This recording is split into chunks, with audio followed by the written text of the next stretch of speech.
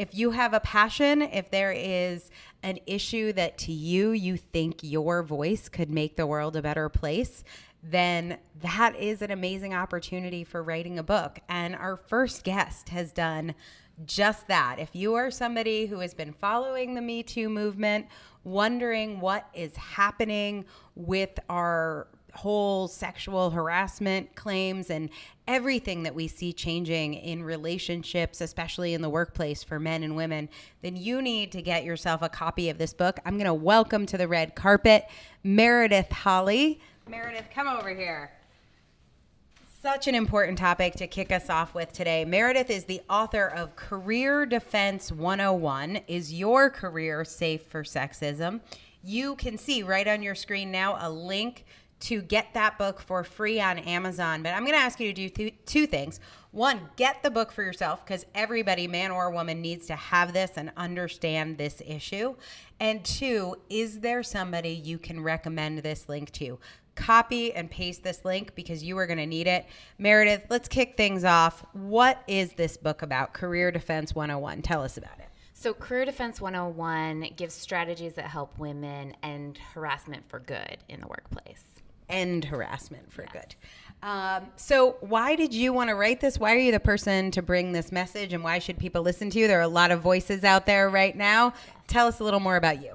So I'm a trial lawyer, and early in my career, I was having sort of an inappropriate experience with a man, an older male attorney, and I didn't know what to do. I didn't know how to encounter it. I didn't know what to say, and I went to a mentor and I said, I want to set good boundaries about this. I want to be recognized for my work, not for anybody's interest in me. How do I do that? And she said, things are just really sexist and there's nothing we can do about it. So I wasn't satisfied with that answer. I ended up practicing employment discrimination law, and I wasn't satisfied with giving that answer to my clients when they were experiencing harassment. So what I did was I went and researched, I attended trainings, I talked to my friend who was a professor, I did everything I could do to find out how to solve this problem. And I ended up having the experience of having my harasser apologize and change his behavior, and we were able to work together after that. So to me, that was a really satisfying experience. And then since then, I've seen so much of the same. So many women told, there's nothing we can do. You just deal with it. And I want other people to know there is something you can do. So obviously you had a personal experience. You have training as a lawyer. This is a hot potato. Yeah. And I think when people are thinking about writing a book, they're worried, what will people think of me? Like this, I think about this issue a lot. Like, what if you get something wrong? There's so many people chiming in. Imposter syndrome, like who am I to write this book? How did you answer some of those questions for yourself? For myself in general, I think that sexism comes down to a thinking error. I think it is just based in the idea that women and men deserve something different. And so if you look at it that way, it can become a little bit more neutral and you can look at how to solve it. But to me, even though I have gotten hater comments and people not super excited about it, it's worth it to me. Like if I can help one woman feel safe in the workplace and I get 10 hater comments because of it, that's worth it. It's so powerful. I love that.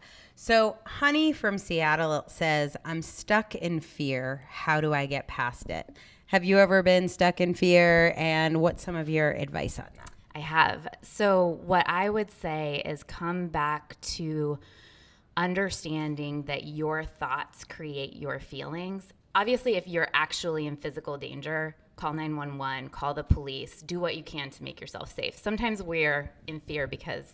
Good reason. Yeah. Other times when we get stuck in fear, when we can't get out of it, it's because we've created a story in our mind that we're powerless. And so if you can come to a place where you can see one thing that you can impact in this moment, one place where you do have power in this moment, you can take a step away from that feeling of fear and start to take action towards more safety for yourself, towards building just a safer environment and a safer thought pattern, a safer story about yourself.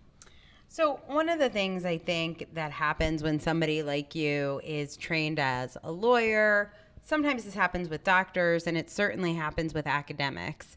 There's a feeling, maybe not of perfectionism, but that there's a right way to do this. Certainly in law school, I think you have a whole year dedicated to how to write a memo the right way. Yes. So how did you answer the question, and how do you think being a part of the author incubator helped you in terms of knowing this was good enough, maybe different than a standard for law school, but how did you balance your training before with the training in the program?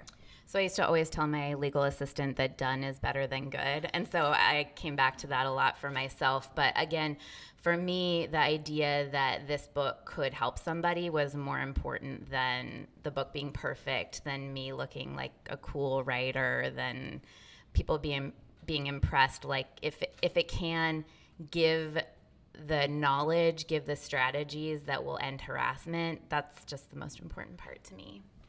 And let's talk about Renee from Missouri. So hello, Renee.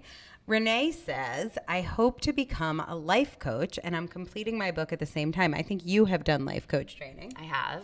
All right. So, Renee, welcome to the club. Both of us have gone through life coach school. And she said, do you think it's impossible to do this as one huge life-changing action, writing a book and becoming a life coach at the same time? I think that you can do it. I think for me, writing this book has totally transformed the way I see the services that I provide for my clients. So I think that writing the book can be an important part of how you transform in your life coach training. I think if you are literally doing them at the same, I don't know how you would literally do them at the same time or what that would look like, but because you did a live training. I did a live training. So you did, was it 6 days or 9 days locked in a room? 8 days. Yeah, 8 days locked in a room. But then, I mean, the author incubator is over 12 weeks. So you always have time. I mean, I went to trial during the time that I was writing my book. So you could definitely do it. And then the way that I did my life coach training, I think it was actually 6 months. Probably the same amount of time that you spent in 8 days, but it was just spread out. Mine had a 6-month portion of it, but we did the intensive training. I mean, I think you could do all of them at the same time. To me, both processes transform you into a new, more powerful person. And so if you're doing that work, why not also write a book? So let's talk about your kind of career transition that which a lot of people often think about becoming a life coach or writing a book because they're transitioning from one career to another. How did writing a book fit into your vision for your kind of next career evolution?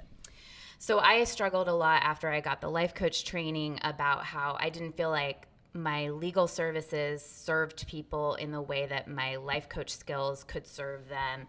And then also, I didn't want to not be a lawyer anymore. Like, I love arguing. I love the perfectionist brief writing. I love research. I love the law. And so I had to figure out a way to combine both because I love both, and I think that both serve my clients. So when I initially signed up for the program, I was going to sort of write a book that could be a side deal kind of book. And Angela said, no, you can't do that. No one wants that book. And so then I told her that my passion is to provide a more holistic legal service to women and help them with all parts of their problem to really end the cause of their problem for good, but also provide the legal support. And so we ended up doing that, and it initiated me transitioning out of the law firm I was working for and starting my own practice. Which is pretty exciting. It is. I think, one of the things that is similar between being a lawyer and being an author is just the job title comes with a certain level of respect and authority. Obviously, the root of the word authority comes from author. And when we think about lawyers, like we think about them as having a certain level of esteem. So I think it's nice to kind of transition and obviously you're still a lawyer, but to have that level of credibility to transfer over. I like to also provide the services. I think that they're important too, you know? Love it. Okay, well, let's show everyone your book. There it is. Career Defense 101 is your career safe from sexism. You can get it free today only on Amazon. Make sure you get that link. Make sure you share that link. And when you get the book, you can even do a Facebook post and a Me Too tag if you want, because this is a message that needs to get out there. Thank you for sharing it, Meredith, and congratulations on your book.